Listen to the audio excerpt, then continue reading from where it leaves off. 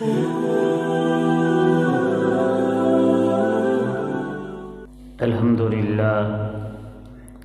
لله الذي لم يتخذ ولدا ولم يكن له شريك في الملك ولم يكن له ولي من الذل وكبره تكبيرا.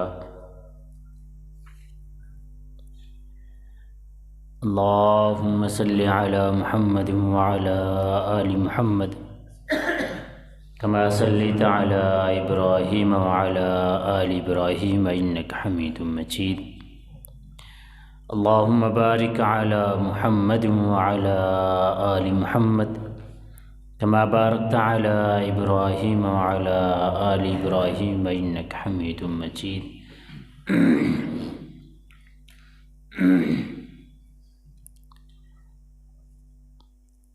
أعوذ بالله السميع العليم من الشيطان الرجيم.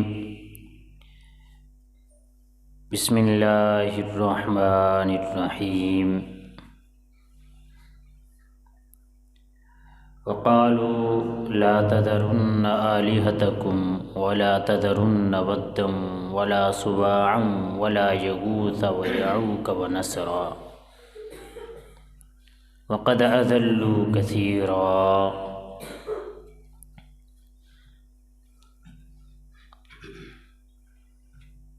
حمد و ثنا اللہ وحدہ لا شریک کے لیے، درود و سلام حضرت محمد الرسول اللہ صلی اللہ علیہ وآلہ وسلم کی ذات گرامی پر. محترم سامعین، قیامت کے دن ایک ایسا آدمی ہوگا جس کے ساتھ اللہ رب العزت ڈائریکٹ بات کریں گے. صحیح بخاری کی حدیث. وہ کون سا بندہ ہوگا؟ فرمایا وہ آدمی جس کو فرشتے جہنم کے کنارے کے اوپر لے کے کھڑے ہوں گے اور اس کو جہنم کے اندر پھینکنے لگیں گے. اللہ رب العزت فرشتوں کو حکم دے گا اس کو میرے پاس واپس لے کے آؤ. اس کو اللہ رب العزت کے پاس لایا جائے گا. مالک کائنات اس سے پوچھیں گے بتا آج اگر تیرے پاس دنیا جہان کی ساری دولتیں ہیں تو کیا کرے گا؟ کیا چاہے گا؟ کیا پسند کرے گا؟ وہ کہے گا یا اللہ اگر میرے پاس آج دنیا جہان کی ساری دولتیں موجود ہوں تو میں آج جہنم سے آزادی کے لیے ساری دولت تجھے فدیے میں دے دوں گا. اس کے بدلے میں دے دوں گا کہ مجھے جہنم سے آزادی مل جائے. اللہ رب العزت کہیں گے اب تو دنیا جہان کی ساری دولتیں لٹانے کے لیے تیار ہے، لیکن دنیا کے اندر میں نے تجھ سے صرف ایک مطالبہ کیا تھا. اے ابن آدم لو اتیتنی بقراب الارض، اگر تو زمین و آسمان کے گناہ بھر کے میرے پاس لے آئے، لیکن ایک شرط ہے، وہ شرط یہ ہے کہ میری ذات کے ساتھ شرک نہیں کرتا. میرا صرف ایک مطالبہ تھا تیرے ساتھ دنیا کے اندر کہ میرے ساتھ تو نے شرک نہیں کرنا. تو نے وہ نہیں پورا کیا مطالبہ. آج تو ساری دنیا جہان کی دولت اپنی جہنم سے آزادی کے لیے فدیے میں دینے کے لیے تیار ہے. ہم سے یہی اللہ رب العزت کا ایک مطالبہ ہے۔ اللہ رب العزت قرآن مجید میں فرماتے ہیں ان اللہ لا یغفر ان یشرک بہ ویغفر ما دون ذلک لمن یشاء۔ اے ابن آدم، زمین بھر کے تو گناہ لے کر آ، میں تجھے معاف کر دوں گا۔ اگر شرک تیرے اعمال نامے میں ہوا تو میں تجھے معاف نہیں کروں گا۔ اس کی کو بند کر، آواز رپیٹ نہ ہو، سادہ آواز کھلی، آواز ٹھیک ہے، بس رپیٹ نہ ہو۔ ابن آدم جب یہ سنے گا تو سوچے گا کہ دنیا کے اندر میں نے یہ کام کیوں نہیں کر لیا۔ ہم بڑی توحید کی رٹ لگاتے ہیں، شرک کا رد کرتے ہیں، لیکن شرک شروع کہاں سے ہوا آج انشاءاللہ وہ بتاؤں گا۔ شروع کہاں سے ہوا؟ حضرت آدم علیہ السلام کی اولاد میں 5 نیک آدمی گزرے جن کا ذکر اللہ رب العزت نے قرآن مجید میں کیا ہے۔ جو میں نے آیت پڑھی ہے، ود، سوا، یغوث، یعوق، نصر، یہ 5 آدمی اللہ رب العزت کی انتہائی عبادت کرنے والے بندے، بہت زیادہ مالک کائنات کی عبادت کرنے والے، اتنی عبادت کرنے والے کہ ان کی مثال پیش کی جاتی تھی کہ یہ بندے سب سے زیادہ نیک ہیں۔ یہ 5 بندے انہوں نے بہت زیادہ نیک عبادت کی اللہ رب العزت۔ ہوا یہ کہ یہ فوت ہو گئے، 5 کے 5 اس دنیا سے اللہ رب العزت کے پاس چلے گئے۔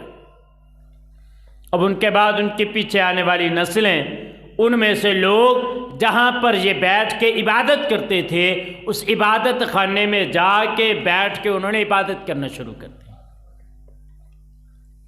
شیطان آیا ان کے پاس، آ کے کہتا ہے کہ تم اور وہ عبادت تم کر لو گے، تم سے یہ کام نہیں ہوگا، تمہیں کیا پتا کہ وہ عبادت کیسی کرتے تھے، تم کیا جانو۔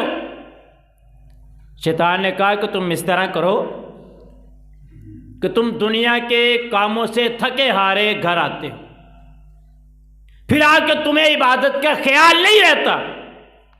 ابھی برما ہرون ایسا نہ رابطہ کر، فون کر رہے بار بار۔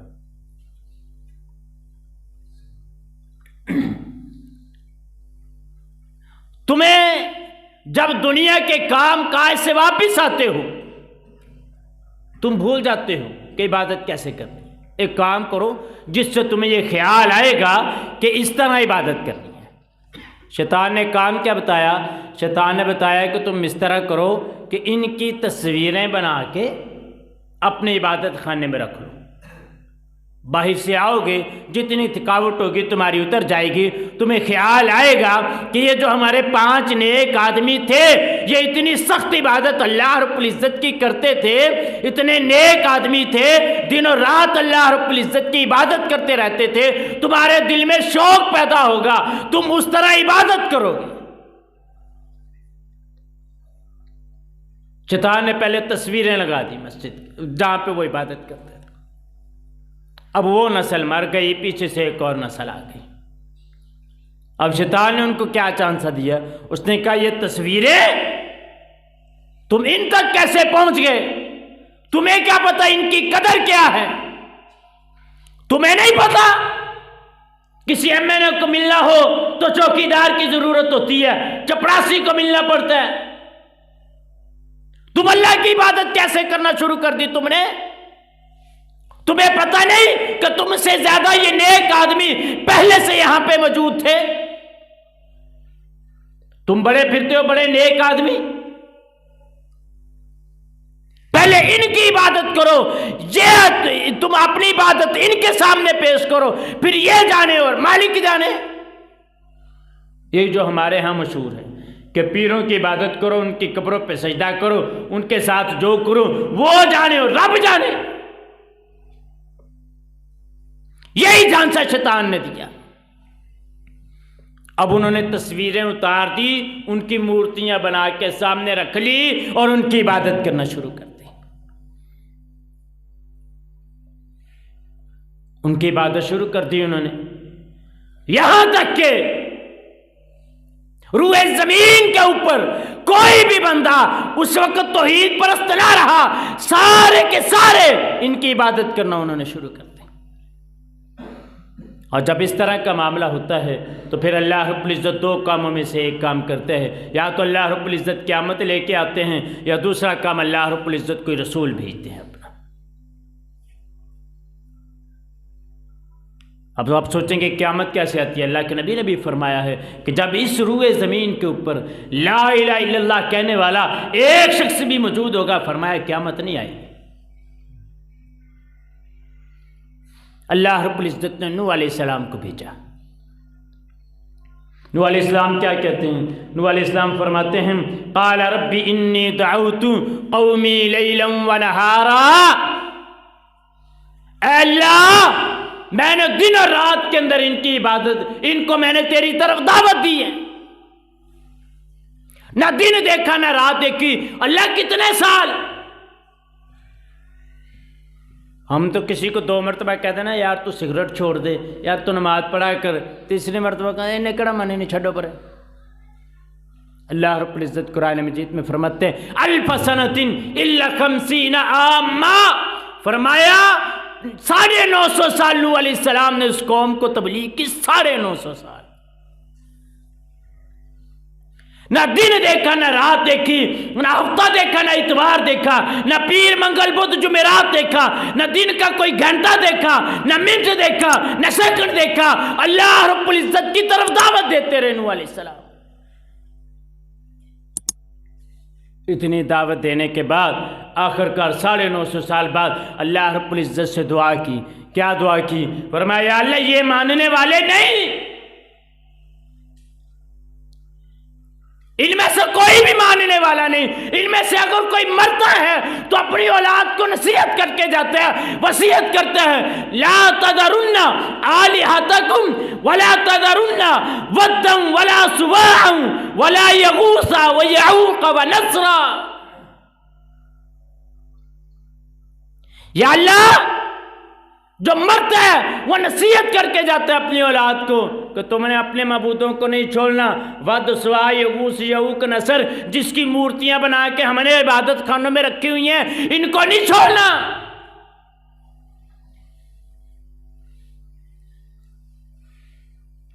اللہ جی اب میری ایک ہی دعا ہے۔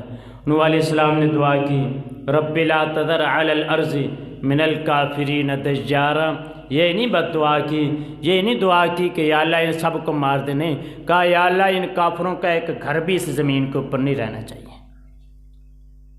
رب لا تذر علی الارض من الکافرین دجارا، یا اللہ کافروں کا ایک بچہ ایک عورت یہاں تک کہ ان کے گھروں کو بھی ملیا میٹ کرتے۔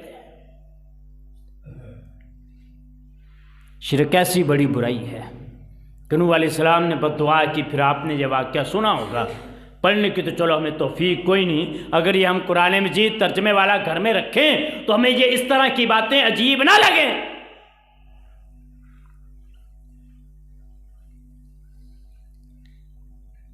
شرک ایک ایسی بیماری ہے، اللہ رب العزت نے 7ویں پارے کے اندر اپنے 17-18 انبیاء کا تذکرہ کر کے فرمایا وَلَوْ أَشْرَكُوا لَحَبِطَ عَنْهُمْ مَا كَانُوا يَعْمَلُونَ۔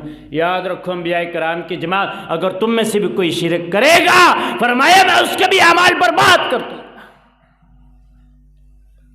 سورہ زمر 24واں پارہ اللہ رب العزت فرماتے ہیں وَلَقَدْ أُوحِيَ إِلَيْكَ وَإِلَى الَّذِينَ مِن قَبْلِكُمْ لَئِنْ أَشْرَكْتَ لَيَحْبَطَنَّ عَمَلُكَ۔ اے پیغمبر یاد رکھ ہم نے تیری طرف بھی تو اس سے پہلے بھی جتنے انبیاء کرام آئے ہیں سب کی طرف وحی نازل کی ہے کہ اگر تم میں سے کسی نے بھی شرک کیا اس کے سارے اعمال کو برباد کر دوں گا۔ شرک شروع ہو گیا، اس کے بعد یہودی اور عیسائی آ گئے۔ اللہ رسول اللہ صلی اللہ علیہ وسلم نے فرمایا قاتل اللہ الیہود والنصارى، اتخذوا قبور انبیائہم مساجدہ، اللہ یہودیوں اور عیسائیوں کو ہلاک کرے، انہوں نے اپنے انبیاء کرام کی مسجدوں کو سجدہ گاہ بنا لیا، ان کی قبروں کو سجدہ گاہ بنا لیا۔ مدینے کے اندر جب اللہ کے نبی مکے سے ہجرت کر کے آئے، سب سے پہلا قانون یہ تھا کہ تم نے قبرستان نہیں جانا۔ مردوں کے اوپر بھی پابندی، عورتوں کے اوپر بھی پابندی تھی۔ فرمایا قبرستان نہیں جانا۔ کیوں نہیں جانا قبرستان؟ مشابہت نہ ہو جائے یہودیوں اور عیسائیوں کے ساتھ۔ وہ جاتے ہیں، جا کے وہاں پہ عبادت کرتے ہیں، تمہاری ان کے ساتھ مشابہت نہ ہو جائے۔ اچھا، اللہ کے نبی نے مدینے کے اندر آ کے اپنے صحابہ کرام کا جنازہ پڑھاتے ہیں، تو جنازہ کس طرح پڑھاتے ہیں؟ جنازے کا طریقہ تو آپ کو پتہ ہی ہے۔ کبھی آپ کسی مولوی صاحب سے پوچھیں جو جنازہ پڑھائے، اس سے پوچھیں کہ مولوی صاحب آپ نے جنازہ پڑھایا ہے، اس سے پہلے تو آپ کہتے ہیں کہ رکوع بھی ہوگا، سجدہ بھی ہوتا ہے نماز کے اندر، رکوع اور سجدے کے بغیر نماز نہیں ہوتی۔ آپ نے آج جنازہ پڑھایا ہے، تو جنازہ پڑھانے کے درمیان آپ نے نہ رکوع کیا نہ سجدہ کیا ہے، اس کی وجہ کیا ہے؟ مولوی صاحب جواب دیں گے کہ یہ طریقہ رسول اللہ صلی اللہ علیہ وسلم سے ثابت نہیں ہے، اس وجہ سے کہ جب اللہ کے نبی مکہ سے مدینہ آئے تھے، مدینہ کے اندر آ کے آپ نے یہودیوں اور عیسائیوں کو انبیاء کرام کی قبروں کے اوپر سجدہ کرتے ہوئے دیکھا تھا، تو اس وجہ سے اللہ کے نبی نے کسی مردے کو سامنے رکھ کے اس کو سجدہ کرنے یا اس کو رکوع کرنے سے منع کیا ہے۔ اس لیے کھڑے ہو کر قیام کے اندر صرف 4 تکبیرات کہہ کے اس کے لیے مغفرت کی دعا کر دی جاتی ہے۔ ٹھیک ہے، اللہ کے نبی کی سنت ہے، اللہ کے نبی نے ابتدا میں مدینے کے اندر یہی قانون تھا، نماز جنازہ پڑھو، اس کے بعد قبرستان نہیں جانا۔ اس کے بعد اللہ کے نبی نے کیا کیا؟ یہاں پہ کبھی یہ سمجھا ہے کہ کب مردے کے سامنے ہمیں صرف کھڑے ہونے کا حکم ہے، رکوع اور سجدے کا حکم ہے؟ نہیں ہے۔ جب مردہ سامنے پڑا ہو نا، ابھی کفن دیا اس کو قبر کے اندر دفنایا نہیں، اس کے سامنے 4 تکبیرات کہہ کے اس کے لیے مغفرت کی دعا کر کے ہم کھڑے ہوتے ہیں اس کے سامنے۔ جب وہ مر جاتا ہے، جب وہ قبرستان کے مٹی کے اندر چلا جاتا ہے، تو بعد میں اس کے اوپر عمارت بنا کے اس کے اوپر سجدہ کرنا شروع کر دیتے ہیں۔ آپ سوچتے ہیں کہ کون سجدہ کرتا ہے؟ اپنی آنکھوں سے دیکھ کے درباروں کے اوپر، قبروں کے اوپر لوگوں کو سجدہ کرتے ہوئے۔ اللہ کے نبی مدینے کے اندر آئے، اللہ رب العزت نے تربیت کی ہے، قبرستان جانے پہ پابندی ہے، پہلے تربیت کی ہے۔ فرمایا ان الذین تدعون من دون اللہ عباد امثالکم، یاد رکھو جن کو تم اللہ کے علاوہ پکارتے ہو تمہاری طرح کے بندے ہیں، تمہاری طرح کے بندے ہیں۔ زندہ تھا تو سب کچھ کرتا تھا، کپڑے بھی بدلتا تھا، سر نہاتا بھی خود تھا، غسل بھی خود کرتا تھا، کپڑے بھی خود تبدیل کرتا تھا، چل کے خود جاتا تھا کسی کے جنازے کے ساتھ قبرستان میں۔ آج مر گیا، اس کا دنیا کے ساتھ تعلق ختم ہو گیا، آج اس کے لیے کیا ہے؟ کچھ بھی نہیں ہے، نہ وہ غسل کر سکتا ہے، نہ وہ کپڑے خود بدل سکتا ہے۔ اس کو تو پتہ بھی نہیں کہ میرے جنازے میں کتنے لوگ آئے ہیں۔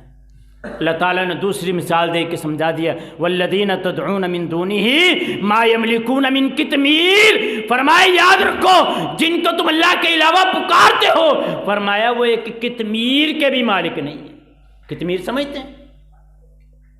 کھجور دیکھی، کھجور کے اندر سے گٹھلی نکلتی ہے، گٹھلی کو نکالو اس کے اوپر ایک سفید سا پردہ ہوتا ہے، فرمایا وہ تو اس کے بھی مالک نہیں ہے۔ کیا مطلب؟ کبھی سمجھے اس بات کو کہ آدمی جب فوت ہو گیا اس کے اوپر جو کفن دیا گیا وہ تو اس کا بھی مالک نہیں ہے۔ آپ نے کئی ایسے جنازے دیکھے ہوں گے، اربا پتی بھی ہوگا لیکن اس کو کفن میسر نہیں ہوگا۔ اللہ تعالیٰ نے یہی سمجھایا، والذین تدعون من دونہ ما یملکون من قطمیر، اللہ کے علاوہ تمہارا کوئی مالک نہیں ہے۔ جو مر گیا وہ کھجور کی گٹھلی کے اوپر ہونے والے چھلکے کا بھی مالک نہیں ہے۔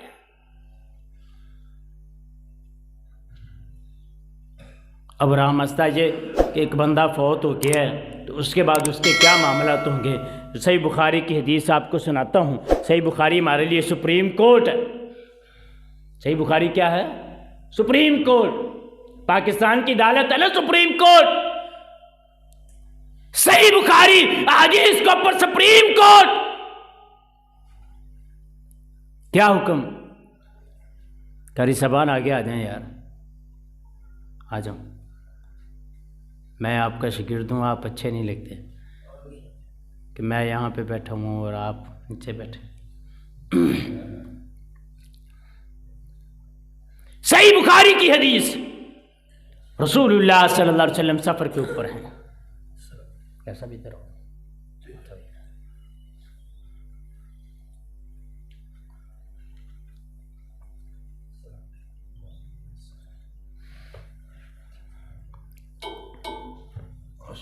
صحیح البخاری، رسول اللہ صلی اللہ علیہ وسلم سفر کے اوپر جا رہے ہیں، سفر کے اوپر جاتے ہوئے راستے میں اندھیرا ہو گیا۔ آپ نے فرمایا اندھیرا ہو گیا لیکن ڈر یہ ہے کہ کہیں صبح کی نماز نہ رہ جائے۔ ڈر کیا ہے؟ صبح کی نماز نہ رہ جائے۔ اپنوں میں ہے ڈر کہ کوئی نہیں، صبح کی نماز بھی پڑھنی انشاءاللہ، جلسہ ہی نہیں کر سننا، اللہ خیر کرے۔ فرمایا کہ ڈر یہ ہے کہ صبح کی نماز نہ رہ جائے، کو بندہ ایسا ہے جو پہرا دے گا۔ خادم رسول امام محدثین حضرت ابو ہریرہ رضی اللہ تعالیٰ فرمانے لگے اللہ کے نبی حاضر، میں حاضر ہوں، میں پہرا دوں گا، آپ حکم کریں۔ فرمایا سارے سو جاؤ، ابو ہریرہ ہمیں صبح کی فجر کی نماز کے لیے اٹھائے گا۔ حضرت ابو ہریرہ رضی اللہ تعالیٰ عنہ چل پھر کے پہرا دے رہے ہیں۔ حدیث کے الفاظ ہیں، ذہن میں خیال آیا کہ چل پھر کے بھی تو پہرا دینا ہی ہے نا، تو بیٹھ کے پہرا دے لیتا ہوں۔ جس طرف سے طلوع فجر ہونی تھی اس طرف کو منہ کر کے پیچھے سواری کے اوپر یوں ٹیک لگا کے حضرت ابو ہریرہ رضی اللہ تعالیٰ عنہ بیٹھ کے جب بیٹھے تو نیند آ گئی۔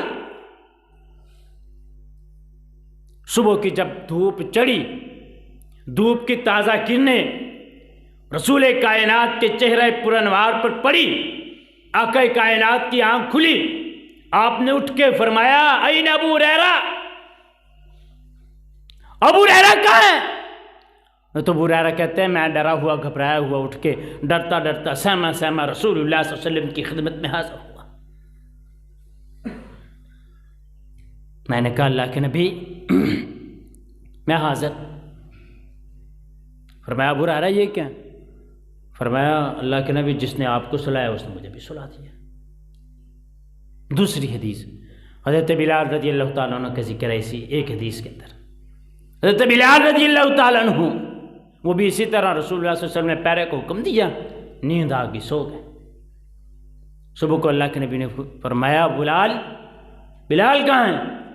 حضرت بلال کو بلایا، بلال سے پوچھا بلال تو نے تو ہمیں اٹھانا تھا، تجھے کیا ہوا؟ بلال کہنے لگے اللہ کے نبی جس نے آپ کو سلایا اس نے مجھے بھی سلا دیا۔ اب جو سو جائے اس کو نہیں پتہ چلتا کہ کیا ہو رہا ہے دنیا کے اندر، اور جو مر جائے کیا اس کو پتہ سارا کچھ کہ دنیا کے اندر کیا ہو رہا ہے۔ انبیاء کے بعد سب سے زیادہ مقام جس جماعت کا ہے وہ صحابہ کرام کی جماعت ہے، جس کے بارے میں رسول اللہ صلی اللہ علیہ وسلم نے فرمایا، مسند احمد کی روایت ہے کہ اللہ رب العزت نے ساری دنیا کے دلوں کے اندر جھانکا، سب سے زیادہ بہترین دل اللہ رب العزت کو رسول کائنات کا لگا۔ اللہ رب العزت نے رسول کائنات کو خاتم النبیین بنا دیا۔ اس کے بعد رسول اللہ صلی اللہ علیہ وسلم کے بعد اللہ رب العزت نے ساری کائنات کے دلوں کو پھر دیکھا۔ پھر اللہ رب العزت نے جب دلوں کو دیکھا، جس جماعت کا دل اللہ رب العزت کو سب سے زیادہ خوبصورت لگا، اللہ رب العزت نے اس جماعت کو رسول اللہ صلی اللہ علیہ وسلم کی جماعت بنا دیا۔ وہ صحابہ کرام کہ سارے دنیا کے ولی اکٹھے ہو کے صحابی کا اس لمحے کا مقابلہ نہیں کر سکتے جس لمحے کے اندر اس نے کائنات کے امام کے چہرے کا دیدار کیا تھا۔ اگر وہ صحابی سو جائے، اگر وہ صحابی سو جائے، اس کو نہیں پتہ چلتا کہ دنیا کے اندر کیا ہو رہا ہے۔ اور آج کے ہم جیسے لوگ جو گناہگار، بے نماز، وہ سمجھتے ہیں کہ شاید ہمیں سارا کچھ پتہ ہے، اور ہم سمجھتے ہیں کہ شاید وہ ہماری ساری باتیں سن رہے ہیں۔ بلال کو معمولی شخصیت ہے رضی اللہ تعالیٰ عنہ، اللہ کے نبی نے صبح کو اٹھ کے کہا بلال کہاں ہے؟ صحابہ پریشان ہو گئے کہ بلال کا تذکرہ ہو رہا ہے، خیر ہی ہو، بلال کہاں ہے؟ بلال حاضر ہوئے، جی اللہ کے نبی میں حاضر۔ فرمایا کون سا عمل کرتے ہو؟ جب بھی مجھے جنت کی سیر ہوئی ہے تیرے جنت کے اندر قدموں کی آواز میں سنتا ہوں، کون سا عمل کرتے ہو؟ کسی حدیث میں فرمایا بلال کون سا عمل کرتے ہو؟ میں جنت کے اندر گیا تھا، مجھ سے آگے قدموں کی آواز تھی، میں نے جبریل سے پوچھا جبریل بتا یہ قدموں کی آواز کس کی ہے؟ کہا اللہ کے نبی وہ رنگ کا کالا موٹے ہونٹوں والا جس کی شکل و صورت کو جو بکتا بکاتا آیا ہے، غلام تھا، امیہ بن خلف نے ظلم بڑے کیے اس کے اوپر، آپ کے چہیتے یار غار صدیق اکبر رضی اللہ تعالیٰ عنہ نے اس کو خرید کے آزاد کر دیا۔ وہ بلال ہے، وہ چلتا زمین پر ہے، اس کے قدموں کی آواز اللہ رب العزت نے آپ کو آپ کے آگے جنت کے اندر سنوا دی ہے۔ وہ بلال ساری کائنات کو ایک طرف رکھ کے، بلال کو ایک طرف رکھ کے، سب کو ترازو کے اندر رکھ کے میں توڑ نہ دوں بلال کو۔ شارحین نے یہاں پہ بڑی زبردست بات لکھی ہے حدیث کے، کہتے ہیں کہ کائنات کے امام نے جنت کا دروازہ کھٹکھٹانا ہے، اللہ کے نبی نے فرمایا اول من یفتح الباب، کہ جنت کا دروازہ جو سب سے پہلے کھٹکائے گا وہ میں ہوں گا، محمد صلی اللہ علیہ وسلم۔ شارحین لکھتے ہیں کہ جب جنت کا دروازہ کھٹکھٹائیں گے اللہ کے نبی سواری کے اوپر بیٹھے ہوئے ہوں گے، اللہ کے نبی کے سواری کو مہار پکڑنے والا کون ہوگا؟ بلال رضی اللہ تعالیٰ عنہ ہوں گے۔ فرمایا جب جنت کا دروازہ کھلے گا نا بلال اللہ کے نبی سے پہلے جنت میں جائے گا۔ امام ابن قیم رحمہ اللہ تعالیٰ یہاں پہ اس حدیث پہ لکھتے ہیں، کہتے ہیں ایک سوچنے والی بات ہے کہ جنت کے اندر رسول اللہ صلی اللہ علیہ وسلم سے آگے حضرت بلال کے قدموں کی آواز کیوں ہے؟ جواب دیتے ہیں، کہتے ہیں کہ ہمیشہ یاد رکھیں مؤذن ہمیشہ پہلے آتا ہے، امام بعد میں آتا ہے۔ وہ بلال رضی اللہ تعالیٰ عنہ سو جائے اس کو نہ پتا چلے، آج 14ویں صدی کا بے نماز جس کو قرآن پڑھنا نہیں آتا، حدیث نہیں آتی، اس کو کیسے قبر کے اندر پتا چل جائے گا؟ اللہ کے نبی نے فرمایا اللہم لا تجعل قبری وثنا یعبد، یا اللہ میری قبر کو بت خانہ نہ بنانا کہ اس کی عبادت کی جائے۔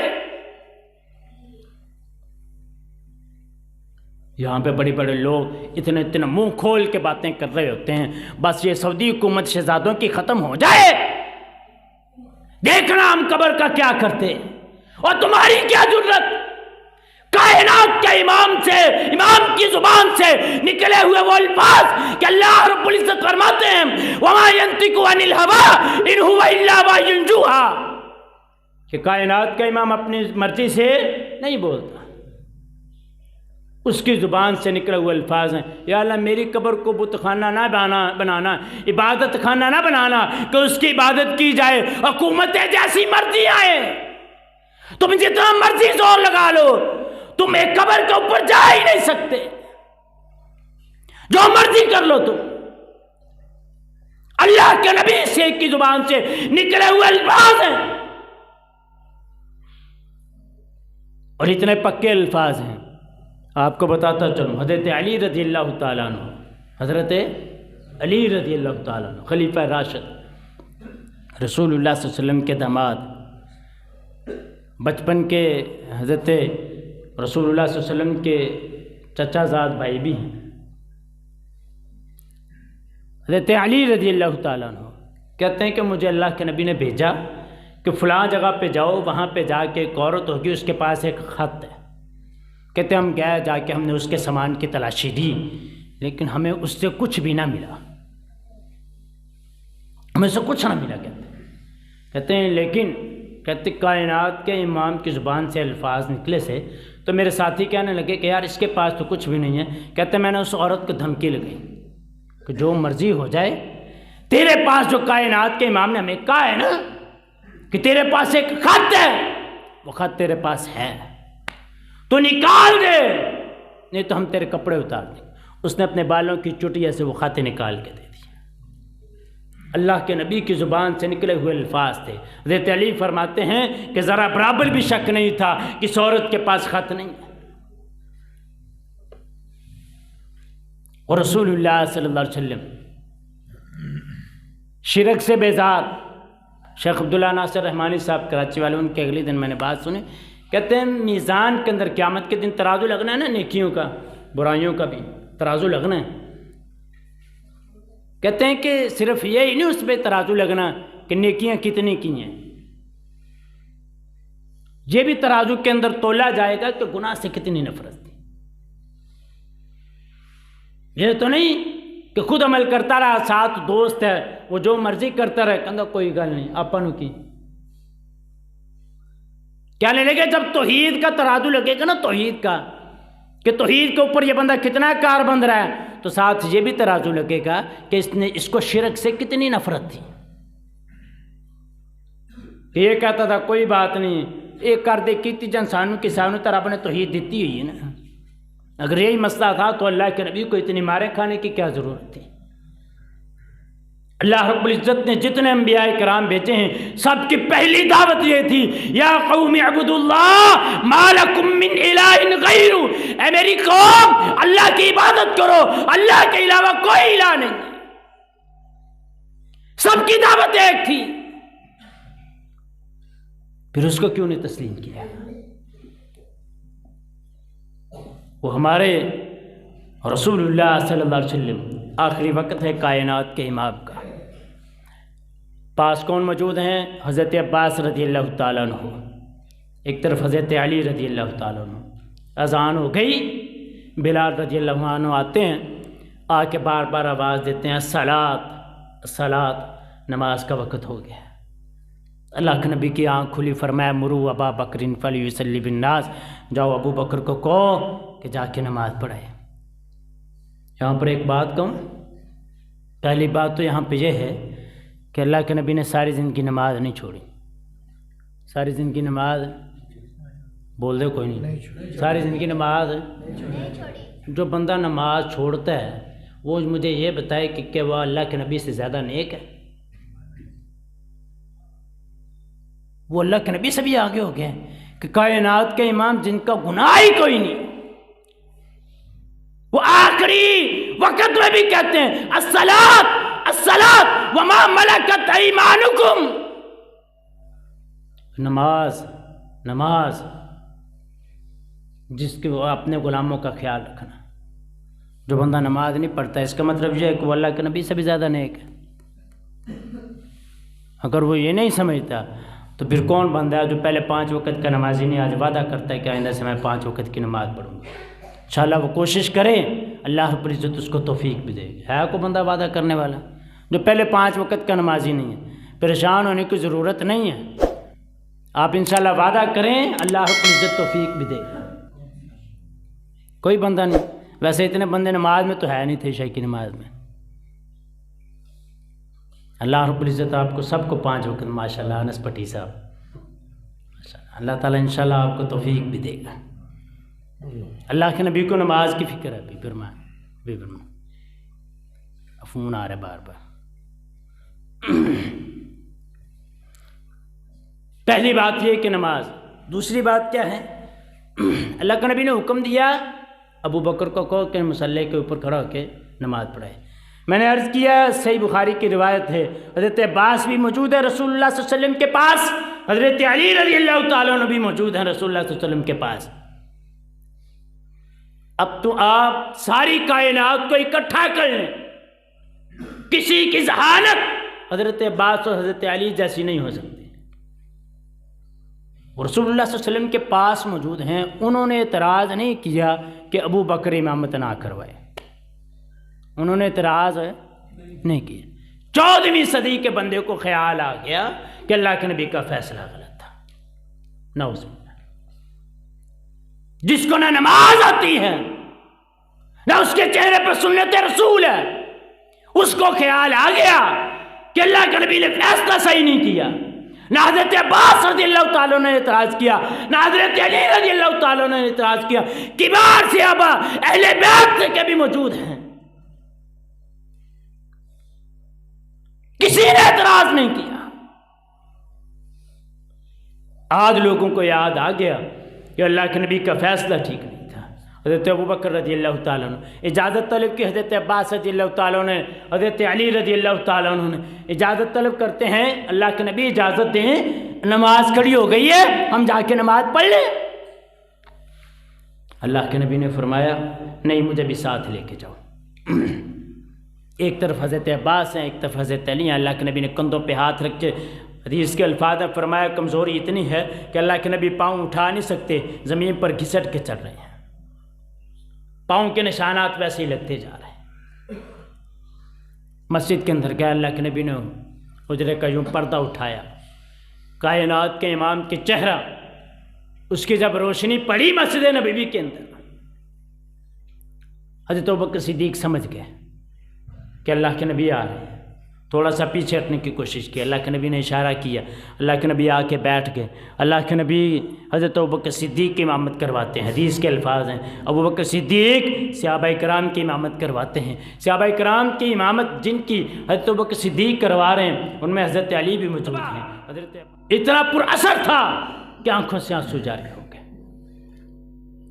اور میں اللہ کے نبی نے ایک حکم کہا تھا، وہ حکم سنانے لگا ہوں، الا من کان قبلکم، فرمایا خبردار جو تم میں سے پہلے لوگ تھے نا، پہلے لوگ، ان میں سے جب کوئی نیک آدمی مر جاتا تو وہ اپنے نیک آدمی قبر کو سجدہ گاہ بنا لیتے تھے۔ فرمایا میں تمہیں اس بات سے منع کرتا ہوں۔ اللہ کے نبی کا آخری خطبہ، اللہ کے نبی اس وقت بھی شرک سے بیزاری کا اعلان کر رہے ہیں، توحید کا اقرار کر رہے ہیں۔ اب دوبارہ پیچھے چلتے ہیں ذرا۔ رسول اللہ صلی اللہ علیہ وسلم جب مدینے میں آئے، تربیت کی، قبرستان جانے پہ پابندی۔ اللہ کے نبی ایک مرتبہ سفر پہ جا رہے ہیں، سفر پہ جاتے ہوئے رسول اللہ صلی اللہ علیہ وسلم راستے میں ایک جگہ آئی، اللہ کے نبی بیٹھ گئے وہاں پہ بیٹھے۔ بیٹھنے کے بعد اللہ کے نبی سجدے میں اللہ رب العزت کے سامنے گر گئے۔ اللہ رب العزت نے تھوڑی دیر بعد آپ پوچھے، اللہ کے نبی ایک قبرستان کی طرف گئے، وہاں پہ گئے، قبر کے پاس جا کے بیٹھ کے اللہ کے نبی نے رونا شروع کر دیا۔ صحابہ بیان کرتے ہیں کہ اللہ کے نبی اتنا روئے کہ ہم نے اس سے پہلے اللہ کے نبی کو روتے ہوئے نہیں دیکھا۔ جب کائنات کے امام جس کے اوپر صحابہ کرام اپنی جانیں نچھاور کرتے ہیں، آنکھوں میں آنسو دیکھ کے صحابہ کہتے ہیں ہم نے بھی رونا شروع کر دیا۔ کافی دیر کے بعد جب اللہ کے نبی اٹھ کے چلے، ہم بھی اللہ کے نبی کے ساتھ چلے۔ تھوڑا سا فاقہ ہوا، ایک صحابی نے جرأت کر کے پوچھا کائنات کے امام ذرا بتائیے تو صحیح، آپ اتنا کیوں روئے ہیں؟ یہ کون سا خوش نصیب ہے جو اس قبر کے اندر لیٹا ہوا ہے کہ آپ اس کی قبر کے اوپر بیٹھ کے روئے ہیں؟ فرمایا یہ میری ماں کی قبر تھی، میری ماں کی قبر ہے، میں اپنے ماں کی قبر پہ دعا کرنے کے لیے آتا ہوں، اپنے دل سے پوچھ